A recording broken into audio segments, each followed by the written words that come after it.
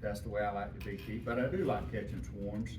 When I was a kid, a long time ago, I had rabbit boxes, and I enjoyed catching rabbits. I never ate the rabbit, I never killed one of the rabbits, but it was like, it was something to do, to go around and check your rabbit boxes, and your swarm boxes are the same. And it is a numbers game, Kim. I mean, the more you got out there, and the more various locations you got, probably the better chance you would have of catching swarms. But what does a box of bees cost now? I don't know, $150? Yeah, 150 for a nuke and about 130, 135 for a package. $130 or so. So it's worth doing. If you, and when I first, I came to the bee class, and it was one of the early ones, and I bought 2 boxes of bees, and I've never bought any bees since. And I'll be honest with you, I don't want to discourage anybody, but the first few years I was a beekeeper, I felt more like a bee killer than a beekeeper. And because there is a learning curve in doing this, so if you can catch swarms, you don't feel so discouraged. I mean, if you have a box of bees die and you catch a swarm or two, then you can go on with your beekeeping without having to buy them. And there is a mindset too that if you catch local bees, that they're going to be hardier for this area that we live in than it will be if you buy bees that come from South Carolina or something like that. So, but I told somebody who was walking in with me, I said, I look like Fred Sanford, I think, coming in here. I used to love to watch that show with all my junk. These are some of my toys, and out where we live, Gene lives out in my neighborhood. He's kind of one of my neighbors. We have a lot of turkey houses, and every bit of this stuff I got, I picked up out of the road ditches out my way, where somebody's tore down. But so that's why they're in odd shapes. But I cut them in pieces. I put it just on top of my hive this time of the year, and just put a brick on top of it. If you think about it, all you guys that wear caps and ladies too, the cap makes you a lot warmer. Okay, so it seems to help. I still think we're going to have some cold weather. So if you got any, like I said, if you got any old insulation laying around and stuff like that, that's what I use that for. And I was told I could talk about a few other things other than just catching swarms. So I'm going to just give you a couple of pointers as we so this is one of my swarm boxes I use, and it's got a bunch of my toys in it. So, but this box, I don't know how many swarms this box has caught, but some years ago I started marking the side, but I know it's caught 5. Okay, but it's probably caught a lot more than that because I used them a while before I started marking them. It was just, and the reason I started marking them, I wanted to see if there was any kind of connection between the box and the way the box was made, and some other stuff I do to see which one they like the best. This one is made out of something a little thicker, and this was stuff that I had laying around, which I have an advantage. My son has a sawmill right there behind my house, so I go back there and I get wood without any problem. But the hole in it, there's been a lot of research done on the diameter of the hole, 1.5 to 2 inches, somewhere in that neighborhood. I read a book, Bee Democracy. Some of y'all might have read that book. It's an interesting book. It's about yay thick. I read the whole book, and the whole book was all this scientific method and all this data behind it, collected the data, to get down to the point of what I really wanted to know was how big the hole was. So I'm just kidding. But there was a lot of other data in there too. But that's about the size of the hole there, 1.5 to 2 inches. And I used to make, I still do, make bluebird houses. I think 1.5 inches. This one might be, I think that was 2 inches. But 1.5 inches is the size I think you make for a bluebird house. And but if you don't have a drill, you can just cut the hole. It doesn't have to be round. So So don't go buy a $50 bit to cut a hole if you don't have one, you know, just you can get a hole in there about that size. If you do any kind of woodworking at all. Now, the way I attach this box is different ways. The way that, I'm gonna set this bucket up here just a minute, and I'll show you the way I prefer to do it. I'll tell you about the bucket in a minute, but the way I prefer to do it is I prefer to go up to a tree and attach this piece, the first piece, and you need to get it level, okay? Put one screw in it and then the second screw and get it level. Now, this is not really a good analogy. This piece needs to be at least the width of the tree, okay? And I like a tree about yay big around, okay? All right, but it needs to be at least that long. I just picked up a couple of little pieces of wood. And I just take a nut driver, that all you guys know what that is. I just run a couple of screws in the tree like that. And then this piece will be level. And then the other pieces, I come on this side of the tree and mount them like that. This extends out about 16 inches, okay? Enough to get under this box. So I have a platform for it, like it sits on both sides. Now this is like on my property and on property where a friend or something, and you know, I'm a timberman, don't leave the screws in the tree, okay? If you're gonna go back to next year, that's one mindset.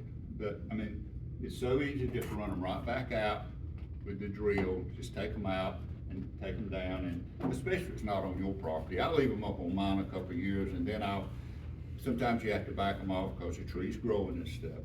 But then you got a platform for this to sit on that's level. And has anybody got any question about that? Am I going too fast? How high up in the tree? Well, I don't get on a ladder. Okay.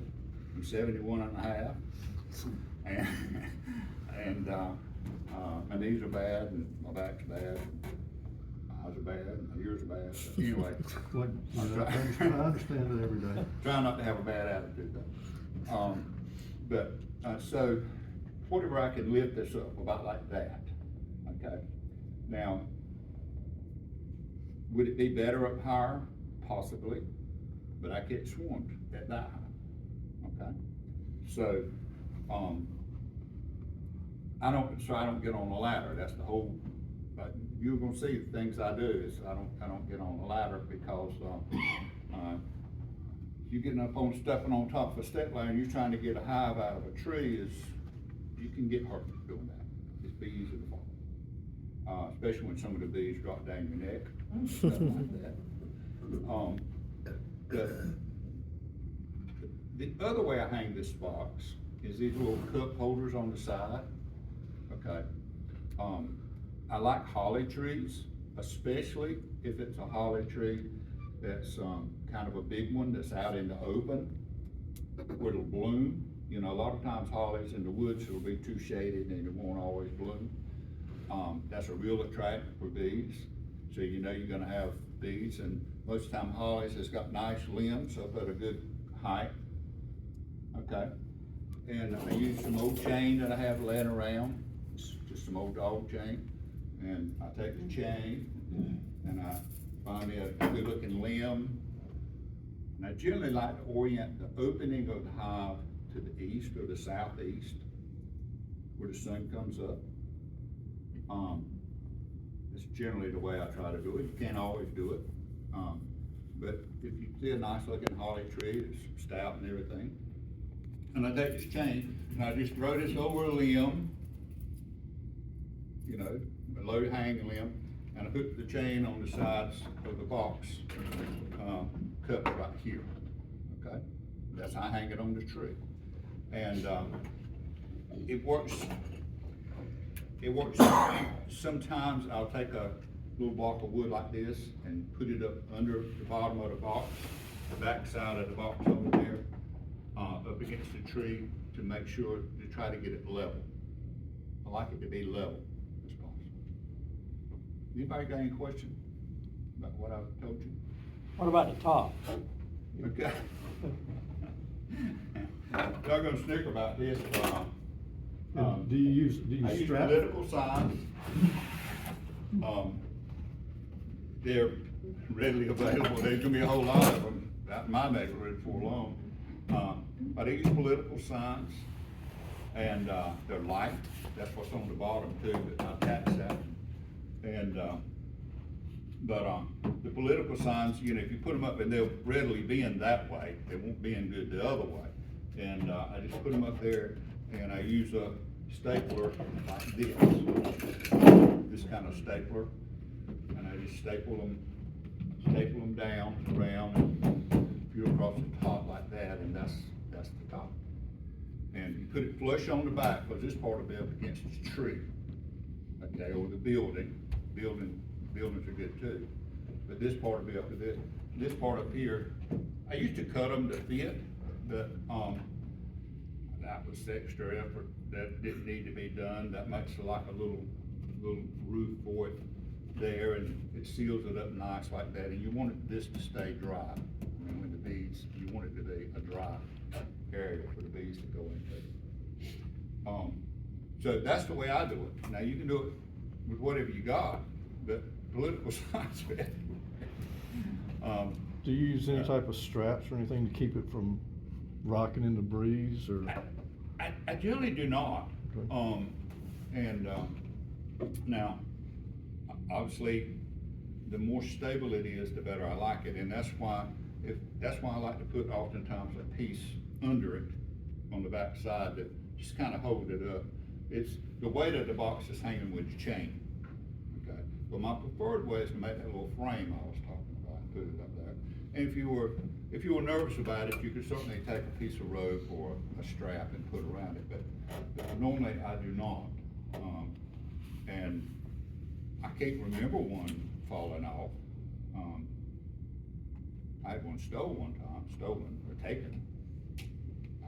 I hope it had bees in it, maybe it did, I don't know, maybe it just like my powder.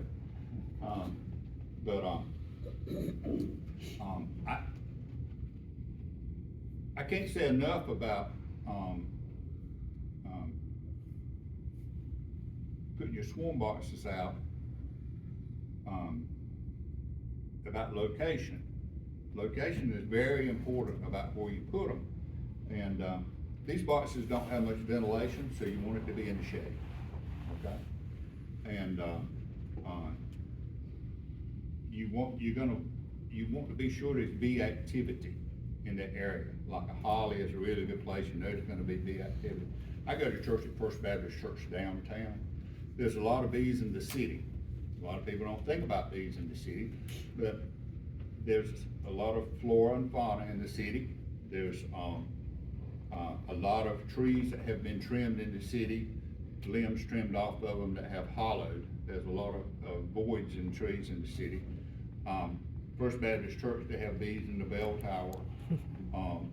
The courthouse has bees in the top of it, so I've been told. And, pretty much every year, I can't ever remember a year since I've been putting trap boxes out that I have not caught a swarm in a nice sized holly tree in the front of First Baptist Church in downtown Dollar. So, you know, don't think you got to be in Goshen Swamp somewhere. Matter of fact, that might not be as good a place. Matter of fact, one of the largest ones I ever caught, I caught on March the first day of March, in a holly tree at First Baptist Church. So, you know, and you know, I think Kim said something about inspecting your hives 1st of March. Obviously, weather permitting, that's one of those things. But I always figure along about Valentine's Day, that's when I need to be busy about getting my swarm boxes out. Because there's really nothing to bother them as far as wax moths and stuff when it's cold weather like this, and, which I'm gonna talk about what to put in them in just a second, but, so, go ahead and get them out, but all year long, be looking you some good spots. That's what I do, because it's the location, and put you a box out there. Now, does anybody have any question at this point? Okay. What about deer stands? Beg your pardon? Deer stands? A deer stand? I spent my whole working career in the woods, and I've never killed a deer. I don't have a deer stand, but yeah, I would think a deer stand would probably be great. It'd be level, it'd be a stable platform, you climb up it. I would think that would be great. But I don't have a deer stand, so I never did it that way. I try to do with what I got. Now, before I forget, okay, when you catch the swarm, you got a swarm in it, in the hive, they're gonna be closed up in here, and what I do is I go there at night, when all the bees will be in the hive. It's better on a cooler night, because there'll be more of them as the year gets warmer, you're gonna go and subject to have bees all around here, on the swarm. But the cooler the evening is, but if all the bees are in there, I just go there and the bee at night, don't shine your flashlight and they'll start coming out. Well, you can do it real quickly. If you see a wad of bees in there, you know you got the swarm, because there's been times that I got fooled. I thought I had a swarm, I went back there that night and the bees, I did not have a swarm. So, just take a quick peek, but don't spend a lot of time in there looking, because the bees start coming out.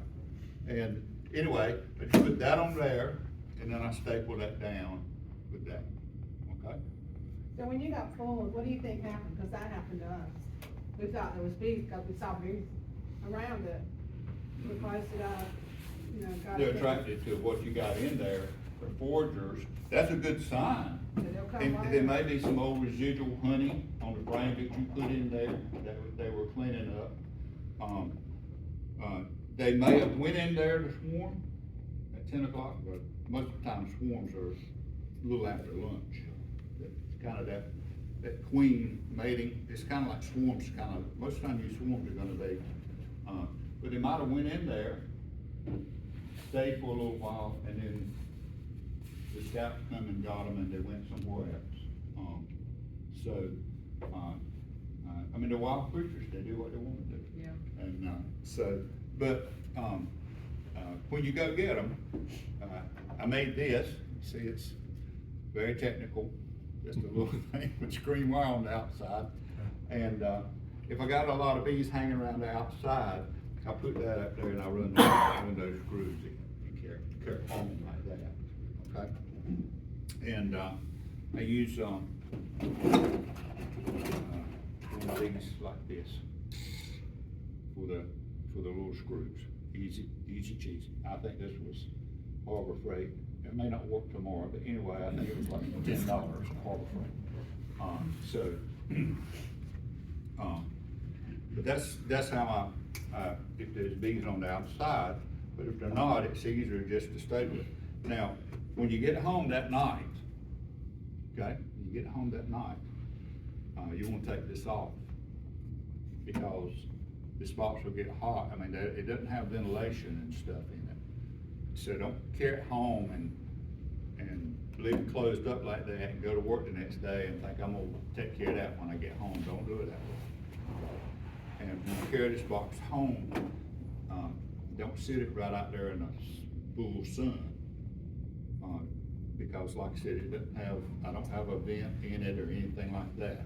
And it wouldn't hurt to put a vent in, but this one don't have a vent. Just when you get home, take this off. The bees will be inside, it won't take but just a minute. And I got a kind of a hunting knife with a sharp thin point that just pops them staples out. And I take it off. And then when the bees wake up the next morning, they moved to Arnold's house. And so they come out and they start getting oriented. Now, you want any other questions? I don't want to go too fast for you. And, I don't know how much time I have, but as far as, Can I make a comment about the holly trees? Can I make a comment about the holly tree? There's a variety of holly called Nellie Stevens. It's more of a shrub-like Yeah. that bees really love. they do, And they almost, it seems, get the nectar before the flower opens. Notice that. One of the most frantic calls I got to go get a swarm. A This- couple these- just said they had Uh, huge swarm of bees, and I went, and the bees were just having the best time feeding that day, and they were just lovely, but it was not a swarm. They Yeah. were just hungry. Sometimes people think they have a swarm, but what it is the bees are just foraging over a swarm. But, you know, swarm's gonna be, it's gonna be like this. That's more of a shrub-like, plant than a tree. So if you have a border, a windbreak you would like, have bees, and Nellie Stevens is a great variety. I went to the doctor over in Greenville, and, they had those holly, I don't know what they're called, but they had something like that, and I come out of the doctor's office, over there, and the bees were just enamored with the hollies, but they might not last but a few days. And, I got a red maple, in my bedroom at home, an ornamental red maple, when they kinda don't get too big, not like the eastern red maple we have in the woods here. But, I went out there one day, and it was like I thought there was a swarm in the tree, but it was foraging on it so hard. That was the time that it was doing its nectar flow. I have a persimmon tree in my yard, and the persimmon tree has a tiny little flower on it. And bees just love it, but not long. It's like they're not on it, I mean, there is this relationship between the trees and the flowers. They produce the nectar, so the bees will come and pollinate the flower, and then when they have it, they don't have to take the energy to make the nectar anymore. It moves on to something else.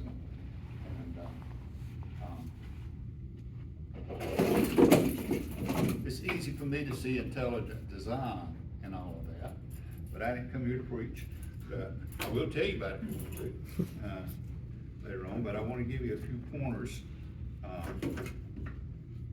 on what I put in the box. Just got my stuff over here. Some of my little toys.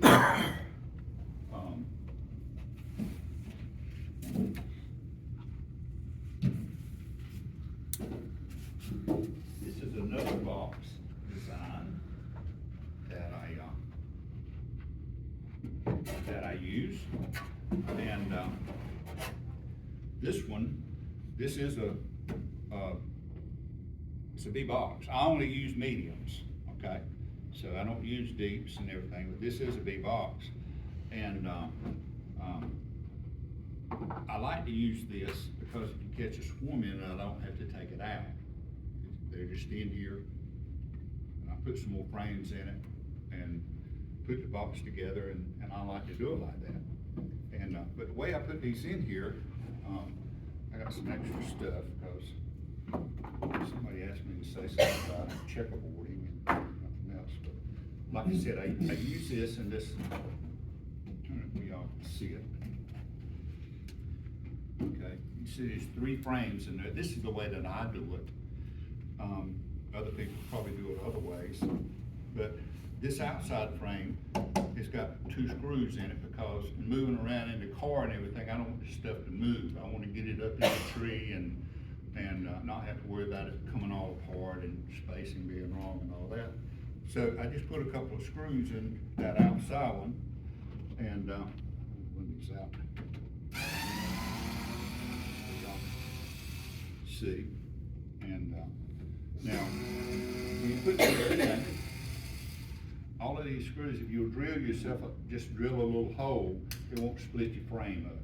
But if you don't drill a hole, you just run a screw in there, it'll split your frame. But I put an empty frame in because swarms, they love to, they're in wax building mode at that time. This will give them something to build something on. But I want to maintain this void in here. Some people fill them up with frames, and I'm sure they catch swarm. But I'm of the opinion that when the bees come in, the scouts, they're gonna look and see if there's enough void on the inside there to house a hive. And, that's the way I do it, okay? I have an empty one that they can build on if they want to. I have a piece of just old drawn comb. Seem like the uglier the better. Seem like the darker and older, the better. And then I like to use a comb of old brood comb. Okay? Brood comb, if you remember, generally the queen was hanging around on this one. So you're hoping that there's some queen pheromone still on that frame. And of course the bees will clean all this up when they get in there. And now, that's the way I assemble the inside of the box. This one is on the side because of the entrance. How y'all like my little tree limb right there I put on there? I don't know if that helps or not, but try to think like a bee. Now, on the inside of this box, I mix up some melted wax and some, do y'all say it's propolis or propolis? Propolis. Okay. All right. But anyway, when you're in your hive cleaning up, and on another subject, but in the same vein, it's best to not put that stuff on the ground because it's a real attractive for small hive beetles. So when you're in your hive and you're cleaning some stuff up, just take your little bucket and keep it. The propolis and any old burr cone and stuff that's in your way. And what I do is I went to Salvation Army, I think it was, and I got me an old pot that would fit down inside. I had to bend the handle like that, but it's okay. I don't have a double boiler type thing. I dump that stuff in there and in my pot that I make my sugar water in, and the pot, and I put a couple of inches of water in it, bring the water to a boil, and it melts the wax readily. The propolis is harder to melt, but it'll get liquid after a while. And then I take a paint paddle, because if you use anything else, it's like a paintbrush, you'll never be able to use it for anything else. Just like a paint paddle like they give you at the paint store, paint stirrer. And I smear that stuff all in the inside of the hive, and because I want it to smell like home to a bee. And so that's what you're trying to impart in that. You know, like when you go to the beach, you've been at the beach several days, your house has been closed up, and you come home, you open your door and it smells like home. Well, I want it to smell like home. So that's why you put I put the beeswax in the propolis in there on the walls, and I put a little bit on the hole. Just anything to act as an attractant. Now, there's another thing I do. When you get into beekeeping after a while, you're gonna have a queen that you don't like. She's not laying, or she just makes you unhappy. She raises really, really mean daughters, or, you know, just whatever. And if you go in and catch her, you know, and you're gonna replace her, then you can throw her on the ground. But somewhere in my reading and stuff like that, all of these queens, irregardless, have a queen pheromone. And those of you that might be new, that's like a chemical scent. And but it's going to attract it to bees. And so anyway, these are some queens that have passed away, and I just drop them in some alcohol and keep them in a little thing. And before I close this up, I take a little brush and I will, yeah, there it is. I will brush some of this on the top of this, these frames, and the theory being that alcohol will evaporate, but you'll leave some of the pheromone on these frames. Okay? I don't know if that helps or not, but anyway, it's all magic. I've never bought any bees but one time, so you know. So, anybody got any question about that? So don't throw your old queens, if you kill a queen, don't throw it away, just put it in a jar and pour some alcohol. And, then you can make a swarm system with it. Alright, and then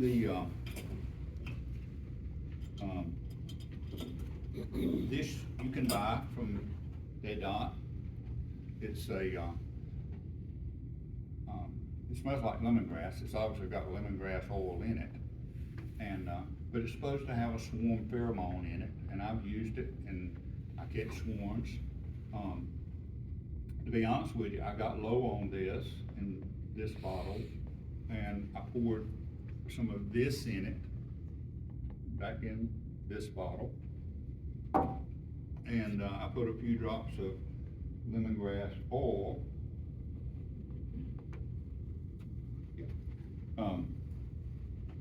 You can buy lemongrass, at the Health Habit, they have it there.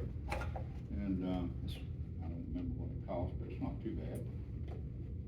But, About $10 to $13. something like that. But, lemongrass. Does everybody know what lemongrass smells like? It's nice. Small doses. Too much of it is like a lot. And on that note, when I put this in the hive, I take this squirt bottle and I'll squirt like one time on this, and then one time on the entrance. That's the way I do it. And then about every 2 weeks I go back, and if I haven't caught a swarm in it, I'll spray it in the entrance again. Okay? Anybody got a question about that? This is like an attractor. What's the name of that? This one is, this one's Commander. Commander? Swarm Commander. Commander. You know Duck Dynasty? The Duck Calls? What were they? Duck Commander or something like that. But it's a Swarm Commander. And, but yeah, that's an attractor. Works good. Anybody got any questions about it? Anybody got any questions so far? Yeah, I got it. Okay. I don't know, but why, when people get a new box, why don't they tell them to spray that new box? Sort of half older. You mean spray it with like wax? Something, yeah, and stuff? wax or something, yeah. Well, it certainly wouldn't hurt anything. It certainly wouldn't hurt anything. When you get a, if you're a new beekeeper, you're not gonna have a lot of this stuff. You just kind of accumulate it over time, like beeswax and stuff like that. And like old comb. Okay? But if you got some friends that are beekeepers, in all probability, if they got old comb like this, they will trade you out one like this to go in your swarm box for one like this with foundation. Because see, that's where I end up with, when these get so bad, I don't use them anymore. I have a wax melter, which is a solar box, that sits out in the sun with an old window pane on it, and it melts the wax out. And, then you clean them up. This is one, the one I have that doesn't have anything on it. Yeah, this one, that's one that's in between. It's been in the wax melter, melted the wax out of it, but it hadn't gotten, the foundation put back in it. There's probably another talk that somebody could do about found that once you get along in it. Because, I had to learn how myself. It's not hard, but if somebody tell you how to do it, it'll save you some time. This is what, these right here, when they get in such bad shape, I don't want them anymore. I put them in the wax melter, melt the wax out of them, clean them up, and then I'll put new foundation in them. So, if you wanna have a swarm box. All right, so now I want to tell you about,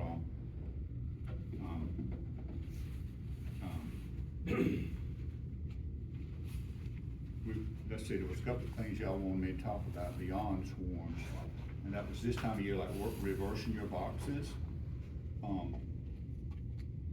I only use mediums, so I'll talk about that in just a minute. Does anybody have any more questions about the swarm box? Okay, On your smaller swarm box? The one Good. on the bottom? Yes, is that a smaller one? This Is one. that what that is there too?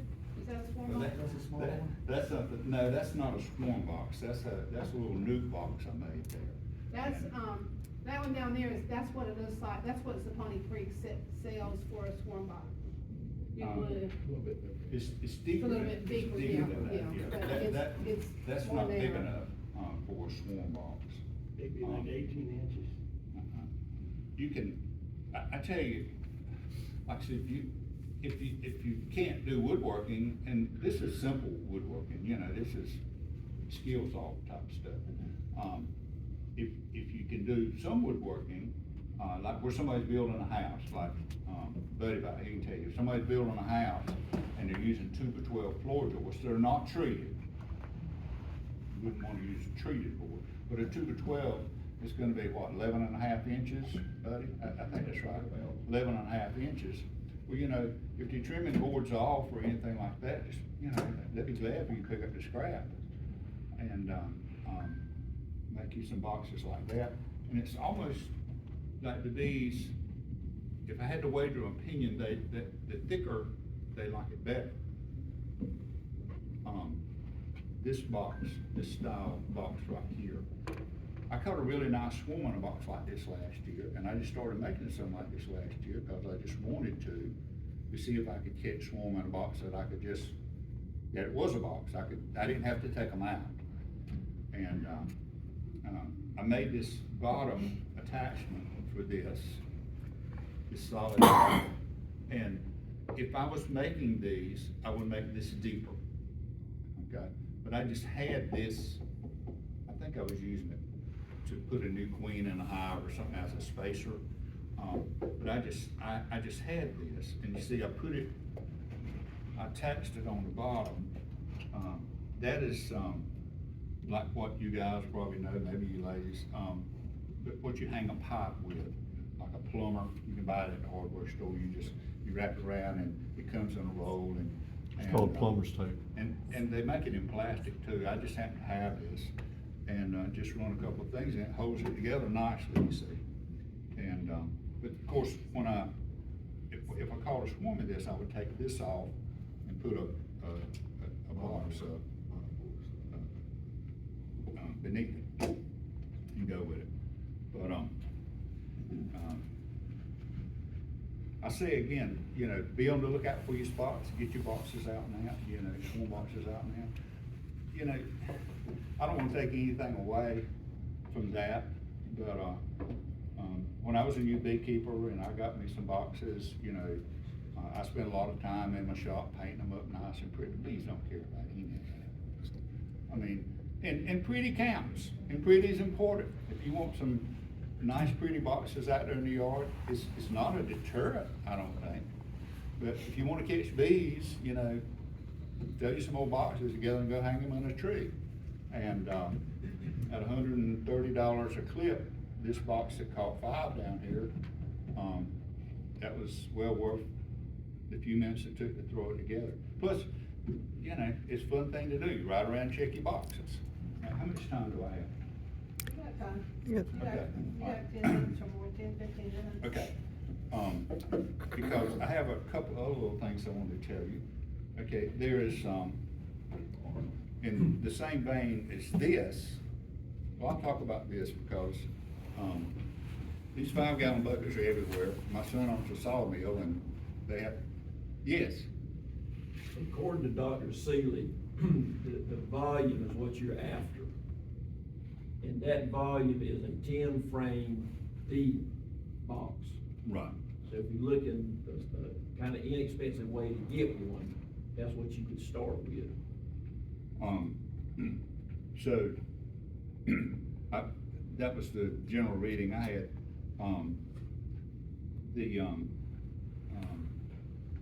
I built with what I had, and I've caught swarms with it.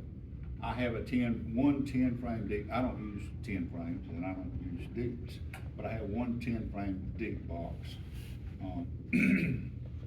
that I use for a swarm box. And, I have caught a swarm in it, but I haven't caught as many as I have in this one. But Buddy is right. you're not gonna catch a big swarm in a little box, okay? But there are a lot of small swarms out there, especially secondary swarms. I mean, those of you that might not know, a secondary swarm is where the hive has more than one queen in there. They lay a lot of queen eggs, and more than one hatches out. And the main swarm will leave, and that's what's happening now for the next month or two. Then you have secondary swarms, and most of the time they're smaller, but it's a viable queen, and you can catch it. When you had the swarm like that, you said secondary, and which queen leaves? Do the original queen leave? The original queen leaves. So she should leave with the first She's the one. she's the old queen. But she should leave with the first one. That's right. So you'd be better off to get the Y'all second correct me if one. I'm wrong now. I'm giving out, but I think I'm correct. So you'd be better The to get old second queen, one. the old queen leaves, and let me say this too. There's a whole lot of conversation about preventing swarms. I chose to, and I do some things to try to keep my bees in the same box. But I sort of just embraced the mindset of swarming, because that's what bees do. It's like, I get up in the morning, I make coffee, and I drink coffee. That's just what I do. I mean, swarms, that's just what they do. And if you catch swarms, then your bees are gonna be probably somewhat genetically disposed to swarming because you caught a swarm. So I don't really spend a lot of time trying to keep my hives from swarming, and oftentimes I've had a hive to swarm. They were successful, and to the best of my knowledge, that queen will not leave unless there is a viable queen cell left. Okay, that's the general, I mean, you know, it's like, they're repopulating their own species. So when she leaves and there's a viable queen cell in there, then that queen, if she goes through the mating process successfully and comes back in, you're gonna have a new queen. You're gonna have a young queen, okay? And I've had plenty of times where my hive would swarm, they would make another queen, she went to laying like crazy, I made a lot of honey off that hive that summer. So it's like, it's not like a particularly a bad thing, it's just, you know, I just sort of embrace the swarming, and the hive that swarms, you wanna keep it if you can on your property. So I try to catch swarms. Okay. Anything else? What about that bucket? What were you gonna tell us about that bucket? This bucket, it's intriguing, I've never done this. This is just something that I think I saw it on YouTube. You can learn how to do brain surgery on YouTube, but it's kind of it's kind of like, some of the stuff's good. I tell people I spent 8 years on the Board of Education, and I learned a whole lot, and some of it was good. And that's when you look at YouTube, and that's kind of like that too. Some of it's good. So, but this is called a Russian scion, I think is the term, if you want to YouTube it, and there was different ways of doing it. But the grist of this is a bowl, and you don't have to have one near that big. That's just one I had in the shop, and just a much smaller one would work. And you thread it through and put a couple, just whatever I had laying around, and put a couple nuts on it to hold in, and then screw it into a board. I wrapped the board with some scrap screen wire, and then I poured screen wire, the wax and propolis melt stuff all over the screen wire. Now what you do with this is you take it and you tie it like builder's twine. Buddy knows what it is, but you might not know. It's just a heavy duty twine when you go, like a brick mason uses it. Tie a piece of this, take your twine, find you a good looking limb and throw it up over that limb as far up in the tree as you can get. And then pull this up in the tree where it's hanging up in the tree up there at 20 foot or so, wherever you can get it. And when the hive swarms on your property, this is an attractant for them to cluster. Now, you're not gonna have that swarm at that time. They're just gonna be camping out right there for sometime a few days, but sometime a few hours. So this thing can work, and you be going to the beach for the weekend. The bees all went on it with the queen and everything. They stay on it for a while, and they be gone before you get back home. But I think it'll work. I've never had one. This is something I did in this winter, you know. But anyway, then the queen will go on here. All the other bees will pile up on it, a bunch of them, and then later in the day, when they all get on it this bit and they calm down on it, and they will, they'll be all in the atmosphere for a time. Then obviously you gently let this down into your bucket like that, and then you can transfer it into a box somewhere. So, I don't know if it works or not. I think it will. Have you got holes in that bucket? Mm-mm. Mm-mm. Have you ever used a 5-gallon bucket to catch a swarm? Well, up in the tree and shake it down. No, I mean, just hanging a bucket. I've never just hung a bucket, no, I've never done it like that, but, and a variation of this same principle here, just this being an attractant for the swarm to get on, a variation of the same principle is just take a frame and throw it over a tree, okay? Just take, you know, an old frame. Another way I saw is like if you got like a 4x4 post, you can take and put a 4x4 post in the ground out there in your apiary somewhere over in the shade or something like that. You have like 4 nails in the top of the 4x4 post and just sit this up there, okay?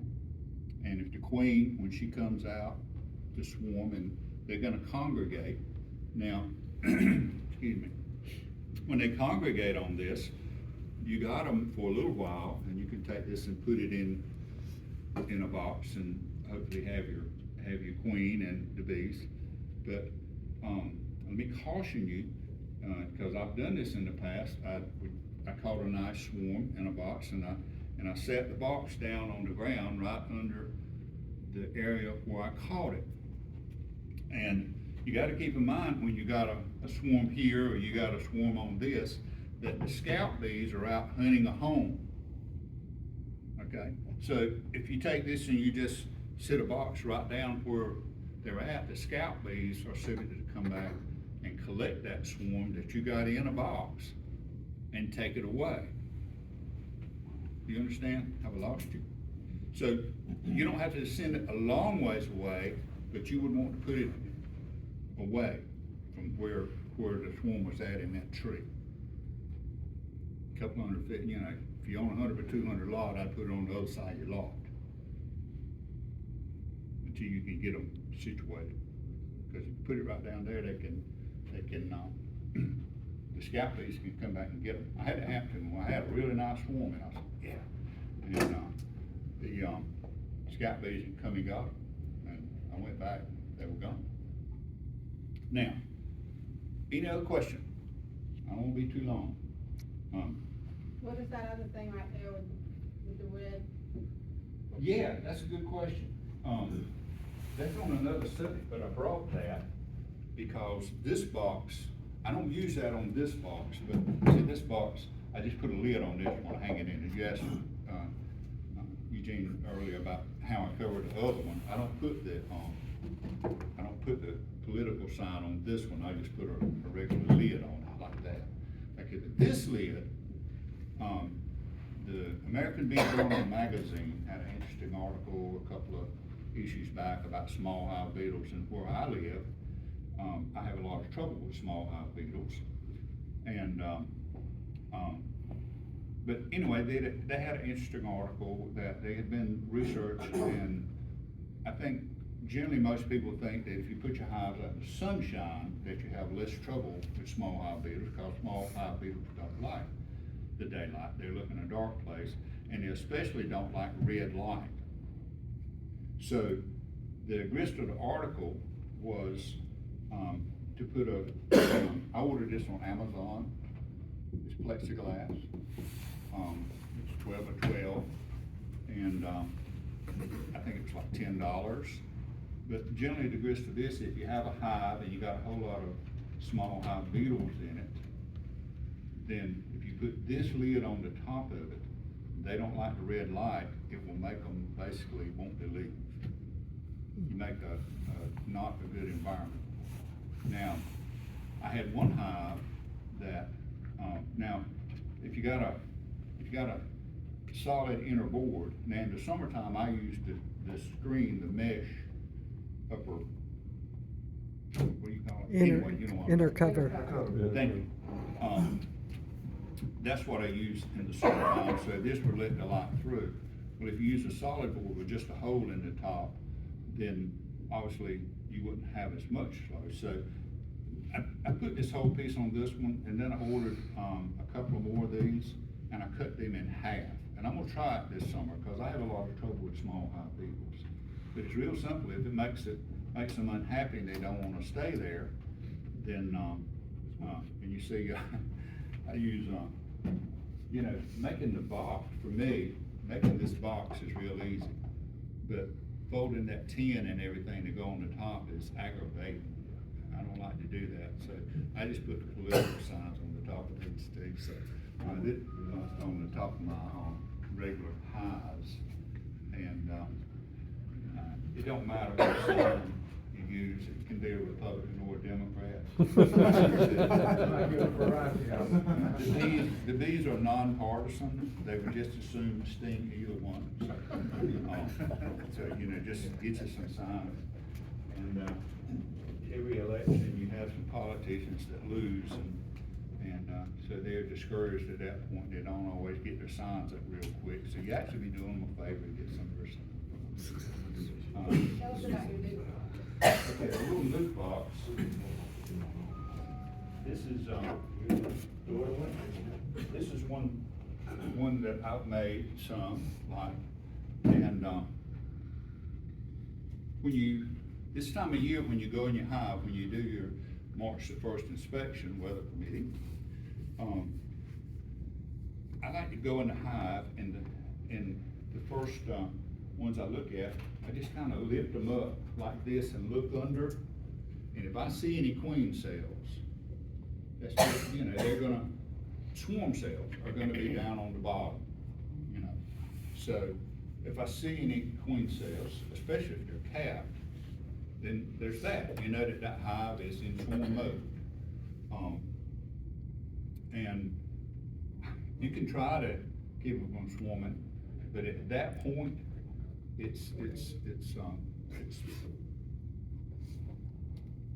in swarm mode, okay? And, they're wanting to swarm. Well, sometimes you're gonna have frames in here. You might have multiple frames with swarm cells in there, okay? In other words, there might be 3 or 4 frames in there that have got swarm cells on the bottom. So if you want to, let's see, what was the term you used in the email you sent me? Where you're saving where you're trying to get your little nuke together just in case you need one? Oh, resource. Resource, there you go. That's the word. Well, you can take one of those out of your hive, and, okay, take one of those out of your hive, and this, these frames, keeping in mind now, I only use mediums. I don't use anything else, all my stuff is the same. Okay, this has got swarm cells on the bottom, 1 or 2. Put that one in here. It's gonna have some other stuff on there too, some eggs and stuff like that. Generally, I'll put that in there. I would get one with some pollen, and one with some honey, with some resources, and then probably just an empty frame, empty one in here with drawn cone if I have it, or foundation. And this is what I do. Then I put this in a nice little spot, and you're gonna have to feed it, because they don't have much in the way of resources, and everything you took out of you, and I always shake some other. The bees inside the hive are gonna be brood bees. They're really not coming out of the hive much. So you just shake you some more of them down in there, put your lid back on it, and, see the lid, I got a thing for a feeder on the top. Okay, just a hole. And I give them like a pint of sugar water up there. And I put them over there in a nice little convenient spot, away from other things.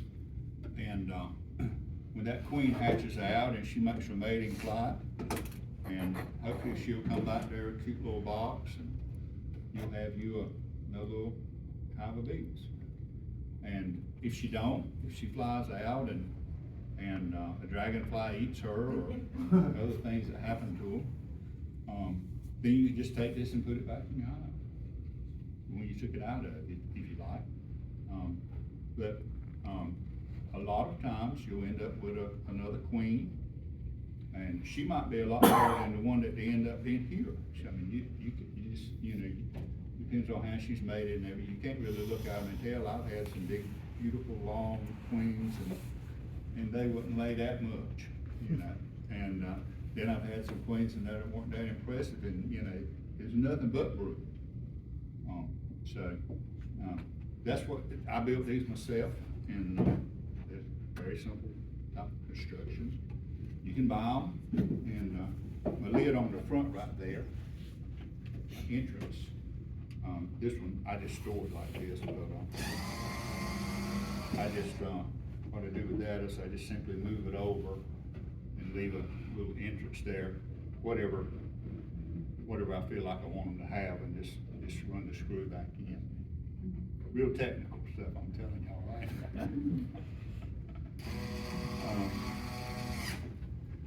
Okay, anybody have any question about that? I have a resource nuke. And you're gonna need to be going in your hives, and you're gonna, in all probability, you're gonna have some that are in swarm mode. And, but if you go in your hive and you don't see any evidence, okay, now,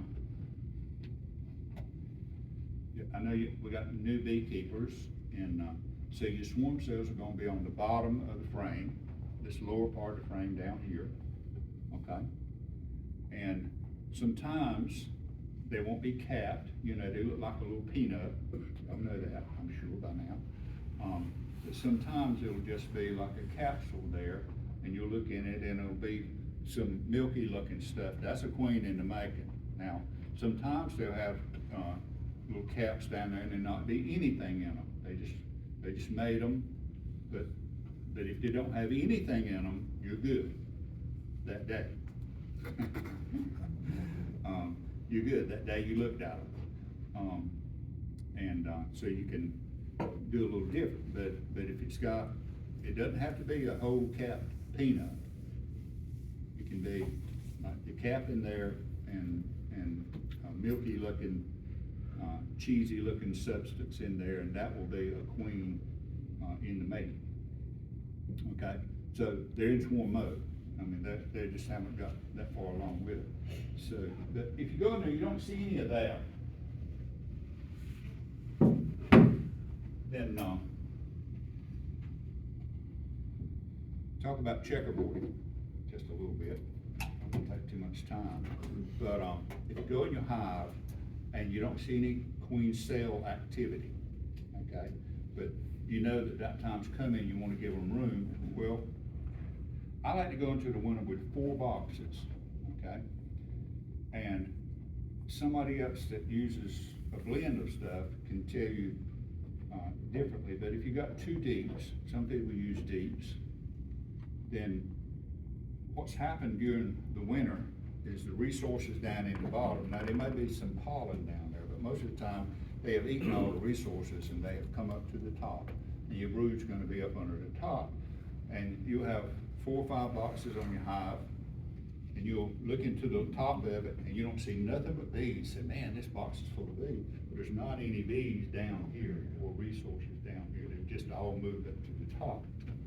So twice a year, me personally, I go in my hives Some people go in their hives a lot more often than that, and when I say go into my hive, they go all the way into my hive, okay? But twice a year, I move them down, and I do it in the spring, and I do it in the fall, and, I'm not gonna say that going in the hive more often might not be beneficial at times, but the bottom line is I'm old and it gets hot and I don't wanna do it in the summertime, okay? So I work in my bees until middle of May, long in there pretty hard. Then I work on my bees like in October. All right, but the process of moving them down is, with me, like I said, I like to go into winter with about 4 boxes, unless it's a small hive. And, I see some small hive beetles in there, then you want to compress that area where they don't have much real estate to take care of. But if it's a pretty healthy hive and you got stuff in all of it, I like to go with 4 boxes. Now, if you do it that way, this time of the year, you wanna be sure and put that cluster back together, okay? So you got your cluster of bees and they're here. All right, then I got 2 boxes beneath them right there. Well, I wanna move these 2 boxes down. I don't wanna move 1 box down and then the other box down where I reverse that cluster. Don't do it like that. Okay, keep your cluster together. If you got deeps, chances are you'll just move the upper deep down. Well, when you do that, there's 2 things that you need to do with that lower one. That lower one down there, if you got any really bad looking old cone in there that's gotten really old, really black, been in there a long time, this gives you an opportunity to take it out, to get it out and put some fresh foundation in there. But the resources in there that are good, when you reverse it and put it back up here, all right, what I like to do is I like to, okay, the things that are in the hive that you wanna keep, okay, I wanna put another box on so that I got plenty of room. Okay, this hive is not showing an indication of swarming, so I wanna give them plenty of room, that queen's not crowded, she can lay like crazy if she wants to, okay? But I want to reverse that cluster, I wanna put them down, I wanna take the other 2 boxes and bring them up, and then I go into those boxes, anything in there that is too old, I take it out. And then I go back into that hive and I take, so you got 8 frames here, I'm gonna put another box on, okay? So I have 8 frames of resources I'm keeping that I wanna put another box on, okay? So what I do is I take 4 of these frames here in this bottom one, okay? And I move them up to the top one, and then I take foundation like this, and I checkerboard it in between. So you've got the resources and places for the queen to lay, and then you've got places where they can build wax. And even better is if you have any drone comb that's good, like this, from previous years, you put you some of that in there. Putting this in a hive does not give the queen more room, okay? They got to draw this out. You put this in there, she can lay in that day.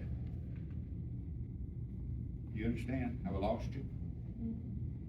Okay, so this is good, and a new beekeeper, this is probably gonna be what you have. But after you accumulate it, and the queen always likes to lay towards the middle and fill out the sides. So if you have some of this and some of this, and you wanna do it, I lean this towards the middle, because that's where the queen, and she can come up through there and lay, and I don't put queen excluders on mine, and sometimes she'll move up and she'll lay brood up higher. And in the summertime, you can move that brood around by any kind of way you want to, but this time of year, you need to keep it together. In other words, what I'm saying is, in the summertime, say I'm in the hive, and there's brood in the number 4, let's say I got 4 or 5 boxes, and the brood in the number 5 up here, then, and I got honey up here that I wanna take off. When I go into this box and I say, oh, that one's got some brood in it, cause the queen's been up there and she's laid a patch of brood in that. Well, when I pull the honey off, I take this one down and there'll be some honey frames in the one beneath it. I'll move the brood down and put it with the brood below it. But all of my stuff is the same size. That's the reason I like to use all this, me personally. That and the fact that, the weight thing, these are not as heavy. Well, lost y'all, we're going too fast, anybody? It's good. It's good info. Okay. Now, what else was I gonna talk about? There was 3 or 4 things you asked me. Well, that's checkerboarding. That's what checkerboarding. And there's other ways that, you know, but beekeeping is one of those things you gotta do what works for you, you know? Yes. So I took over management of some hives, back in September and October, and they were checkerboarded through the whole colony, from top to bottom. They had been checkerboarded, and those were the meanest bees I have ever met in my life.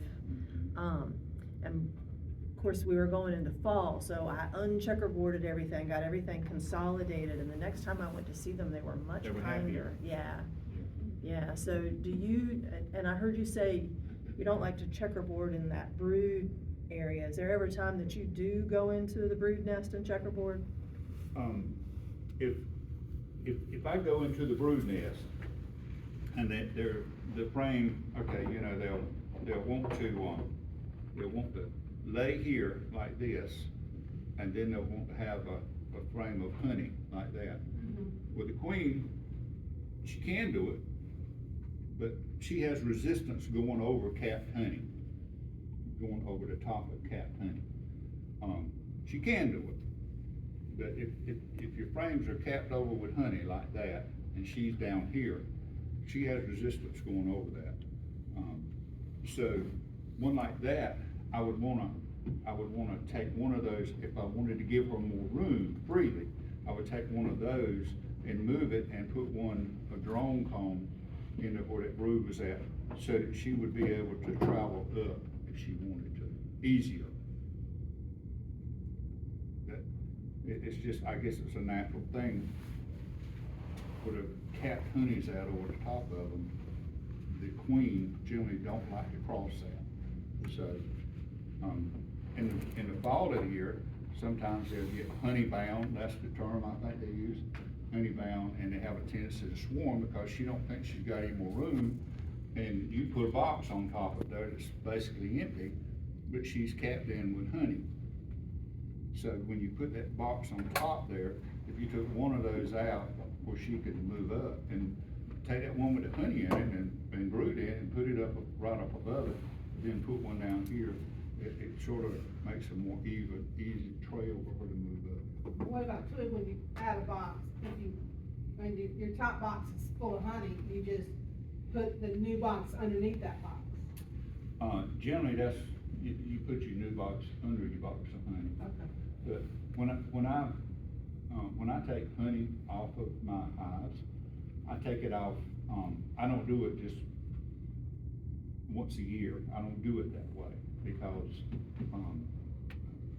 for me to have to pick this box up full of honey, it's, you know, in a little while I have to go in the house and get on the Advil and lay in the recliner type stuff, you know? So I don't do it that way. I have degenerative disc disease. I wish somebody had introduced me to beekeeping when I was young. You know, I said, y'all keep that in mind. These young people are the ones that need to be beekeepers. What I like to do when I pull honey off my hives is I like to go in the hive and I'll take honey out by the frame and I'll, if you think about it, if you go in a hive and you take 3 or 4 frames of honey out, all right, my extractor will take 3 frames. I try to do it, you know, a spin. It holds 3 frames. And I take out 3 frames, and then I'll just put some capped comb back in that spot right there. You don't have to have as much equipment that way because you're taking your honey off at lesser amounts at different times. And I keep my extractor out, and I got a good place to keep it there. And So, I mean, I have some resources that probably might be harder for some of y'all, but I just leave my extractor set up, and, I go in there and, sometimes I might spin out, 9 frames. I kinda try to do it, I get 3 frames, sections of 3 frames, I spin them out, because if you don't, it'll be out of balance, and jump around with them. But that's the way that I do it, but there's a million ways of doing beads, and just about everybody's got a different way of doing it. There's one other thing I was gonna show y'all, one of my other little toys, that, Is it the green thing? Right there in front of that box? yeah, you wonder what it was. Yeah. Okay, this was in one of my bee magazines, and it's called a swarm, Swarm Reach, I think it is. Well, this was like $15, inexpensive, but it goes on a painter's pole, and you can buy one at Lowe's. Now, with inflation, I don't know, I bought mine, I think it was like $40, and that painter's pole, it's got like 2 10-foot sections, I think it is, so that's like 20 foot, and then, if you're 5 foot tall, you can get up 20, 25 feet easily up into a tree, but what you do is you put it on a painter's pole, and this attaches to a frame and holds the frame like this, just clamps down on it. It's attached to the painter's pole. So, last year I had, or year before last year, anyway, my years run together. I had a swarm, and I have some pretty good sized oak trees in my yard, and it was probably, I could have reached it with this. It was probably 20 foot up, but, and I had swarm boxes all around, and the scouts were inspecting my swarm boxes, and I just, hey, they're gonna go into one of my swarm boxes, they just hanging out, and, it was early in the year, and it was a big, nice swarm of bees too, and, they stayed up there, and, it was cool a night or two, and they stayed there, and I said, well, they'll swarm tomorrow when it's gonna be warm. Well, they went through a day that was fairly warm, and they stayed up there. Well, anyway, they stayed up about a week, and they died, fell in a pile, got down on the ground. They never went anywhere. And, so I ordered this, and, keeping in mind now, you got a painter's pole that screws into it that'll extend out. It's 10 foot tall, and it'll extend out another 10 foot. So you can put this up into the tree, and this works really good. When you see a swarm up there, you can get up there too and hide. There was a friend of mine over in Sleepy Creek that had one on a dogwood tree, but it was too tall for me to get into. And I carried this over there, and I put it up there. It was probably 15 foot off the ground. And I had some comb that I had taken out of a hive that I had spun the honey out. I just keep my stuff in a freezer. And, but it had residual honey on it, but you could spray sugar water on this. Anyway, I took this and I set it up on the thing, and that swarm that was hanging up in this tree up there immediately transferred over onto this. I mean, they just crawled right over there and got onto this, okay? And this didn't hold them all, so I had a box, and I eased this one down, and I set that in a box that I had closed up, put another one, so if you do this, be prepared. Anyway, I got the whole swarm and carried it to my house, just easy cheesy. So, but that's what that is right there. And what's it called again? It was advertised in American Bee Journal, one of the magazines, a swarm catcher. It was like, something like $15 or something like that, which I'm sure you could fabricate something.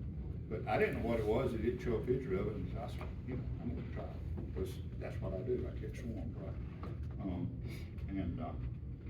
And so I got a nice swarm, so I got a return on my investment already.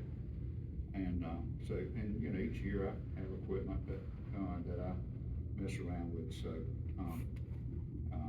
but I like this, and like I said, it was real easy. You just put this right up there, and they're hanging on a limb, and you put something really inviting up there beside of them, and, you put like home up there beside of them, and they just transfer over to own it. And, you can just put them in your box, and I did that, I don't know, 4 or 5 times, and then I had the bees. And, okay, I think that's probably all I got for y'all tonight. I'm sure there's probably some other things I missed, but do you have any questions? I don't want to be too long, because I know I'll get sleepy. The biggest thing I can advise you, all year long, be on the lookout for a good spot, put your bee box. Get permission if you have to, and, but if it's on your property or something like that, just, keep some good spots. Holly trees are good spots, anywhere there's bee activity. If you don't know if there's bee activity or not, you can take you, one of these bottles that has, sugar water in it, and you can go out there somewhere and put it up and see if the bees come to it. You know, if no bees come to the sugar water, then you know there's not any bees much going on in that area.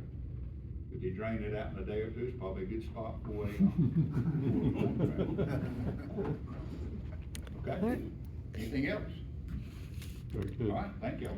Thank you. Thank you.